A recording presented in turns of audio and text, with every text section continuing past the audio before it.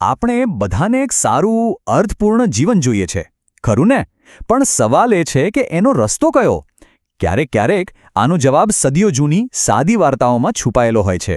તો આજે આપણે એવી જ 4 વાર્તાઓમાંથી જીવનના 4 મોટા સિદ્ધાંતોને સમજવાની કોશિશ કરીશું. ચાલો આ સફર સાથે મળીને શરૂ કરીએ. કોઈ પણ મોટી ઇમારત જુઓ, એ એના પાયાના સ્તંભો પર જ ટકેલી હોય છે. જો પાયા મજબૂત તો ઇમારત મજબૂત. તો પછી એક મજબૂત અને સુખી જીવનના પાયાના સ્તંભ કયા હોઈ શકે? આ એક એવો સવાલ છે જે આપણી આખી વાતને એક દિશા આપશે. ચાલો તો પછી પહેલા સ્તંભથી શરૂઆત કરીએ અને એને સમજવા માટે સીધા જઈએ રાજા સત્યદેવની એક જૂની વાર્તામાં. આ એક એવા રાજાની વાત છે જેણે લગભગ બધું જ ગુમાવી દીધું, પણ માત્ર એક વસ્તુને મજબૂતીથી પકડી રાખી. અને જુઓ કમાલ, એ જ એક વસ્તુએ એમને બધું જ પાછું અપાવી દીધું. અને એ વસ્તુ હતી સત્ય. જરા કલ્પના કરો એ દ્રશ્યની. રાજા સત્યદેવ છે અને એક સવારે એમના જીવનમાંથી જાણે બધું જ સરકી રહ્યું છે.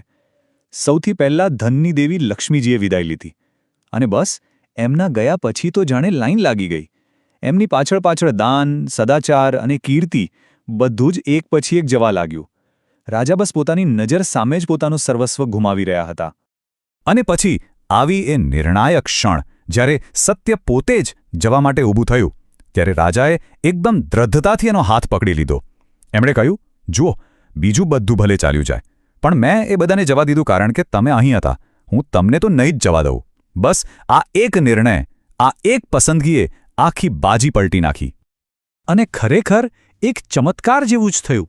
જેવી રાજાએ સત્યને રોકી લીધું, તરત જ યશ, સદાચાર, દાન અને લક્ષ્મી બધાને પાછા ફરવા માટે મજબૂર થવું પડ્યું. પણ કેમ? કારણ એકદમ સીધું છે. સત્ય વગર આ બધાનું કોઈ અસ્તિત્વ જ નથી. સત્ય એવો પાયો છે જેના પર જીવનની બીજી બધી સારી વસ્તુઓ ટકેલી હોય છે. તો આ વાર્તા પરથી જીવનનો પહેલો અને સૌથી મહત્વનો સ્તંભ એકદમ સ્પષ્ટ થઈ જાય છે: સત્ય. એના વગર ગમે તેટલી સંપત્તિ કે સફળતા મેળવી હોય ને, એ બધું રેતીના મહેલ જેવું છે, જે ક્યારે તૂટી પડે એ કહેવાય નહીં. સાચી સંપત્તિ, સાચી તાકાત તો સત્યને વળગી રહેવામાં જ છે. સારું, તો સત્ય આપણને દિશા બતાવે છે એ તો આપણે જોયું, પણ એ દિશામાં આપણે જે ચાલીએ છીએ, જે પગલાં ભરીએ છીએ, એનું શું? બસ અહીં જ આવે છે આપણો બીજો સિદ્ધાંત: કર્મનો અટલ નિયમ. આ એક એવો કુદરતી કાયદો છે જે કોઈના માટે ક્યારેય બદલાતો નથી. આ કર્મના નિયમને બરાબર સમજવા માટે ચાલો અમદાવાદમાં બનેલી એક ઘટના જોઈએ. એક જજ સાહેબ, જેમનું તો કામ જ ન્યાય કરવાનું છે, એ પોતાની ઓફિસની બારીમાંથી એક ચોંકાવનારું દ્રશ્ય જુએ છે. એમની નજર સામે જ એક ખૂન થાય છે. ખૂની કોણ છે એ પણ સ્પષ્ટ દેખાય છે અને એ ભાગી જાય છે.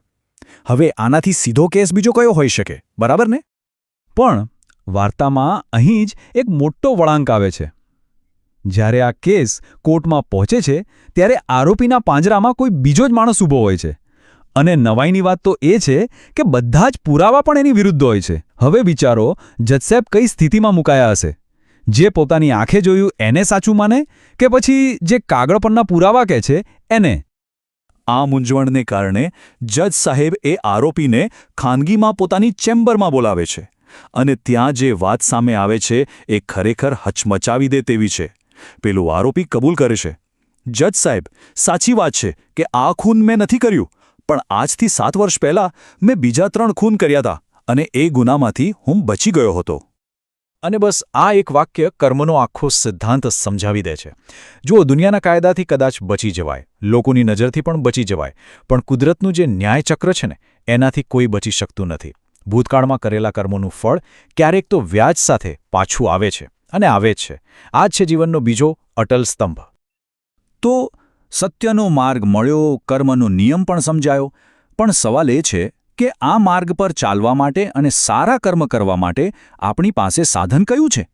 બસ અહીંથી શરૂ થાય છે આપણો ત્રીજો સિદ્ધાંત, જે આપણા પોતાના અસ્તિત્વ સાથે, આપણા આ શરીર સાથે જોડાયેલું છે. આના માટે મુનિશ્રી ચિત્રભાનુજીએ એક બહુ જ સુંદર વાત કહી છે. એમનું કહેવું છે કે આ જે માનવ શરીર મળ્યું છે ને, એ ખાલી માંસ અને હાડકાનો ઢગરો નથી. અરે, આ તો 84 લાખ યોનિઓમાં ભટક્યા પછી મળેલું એક અમૂલ્ય સંગીત વાદ્ય છે, એક સાંજ. હવે એ આપણા પર છે કે આપણે એમાંથી સુંદર સંગીત પેદા કરીએ કે પછી કર્કશ ઘોંઘાટ. તો પછી સવાલ એ થાય કે આ વાદ્યને બરાબર વગાડવું કઈ રીતે?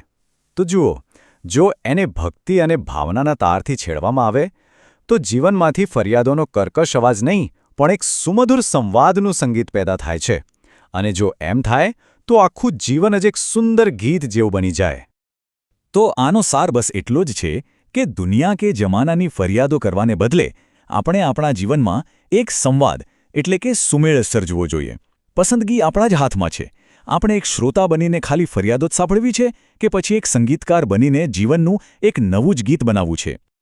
તો અત્યાર સુધી આપણે સત્યની દિશા જોઈ, કર્મનો રસ્તો સમજ્યો અને જીવનના વાદ્યને પણ ઓળખ્યો. પણ આ બધી સફરનું છેવટનું મુકામ શું? એનો અંતિમ ધ્યેય કયો? બસ આ ચોથો અને છેલ્લો સિદ્ધાંત આપણને એ જ અંતિમ મુકામ એટલે કે મુક્તિ તરફનો માર્ગ બતાવે છે. આચાર્યશ્રીએ સંસારને એક ઊંડા કૂવા સાથે સરખાવ્યો છે. વિચારો, એક એવો કૂવો જે જન્મ અને મરણના પાણીથી ભરેલો છે અને આપણે બધા એમાં ગોળ ગોળ ફર્યા કરીએ છીએ. ઉપર આવવાનો, બહાર નીકળવાનો કોઈ રસ્તો જ જાણે દેખાતો નથી. તો પછી સવાલ એ છે કે આ કૂવામાંથી બહાર નીકળવું કઈ રીતે? તો એનો રસ્તો છે આત્મજ્ઞાનનું દોરડું પકડવાનો. જ્યારે માયાનો જે ભ્રમ છે એને છોડીને જીવનમાં થોડો પણ ધર્મ અને સંયમ અપનાવવામાં આવે છે ત્યારે ધીમે ધીમે એ કૂવામાંથી ઉપરની તરફ મુક્તિના પ્રકાશ તરફની યાત્રા શરૂ થાય છે. તો ચલો આ ચારેય સિદ્ધાંતોને એક સાથે જોડીને વિચારીએ. જો સત્ય એ જીવનની દિશા હોય, કર્મ એ રસ્તો હોય અને આપણું શરીર એક સંગીતનું સાધન હોય તો પછી વિચારવા જેવી વાત એ છે કે આ બધાના સમન્વયથી જીવન આખરે કયું ગીત ગાશે?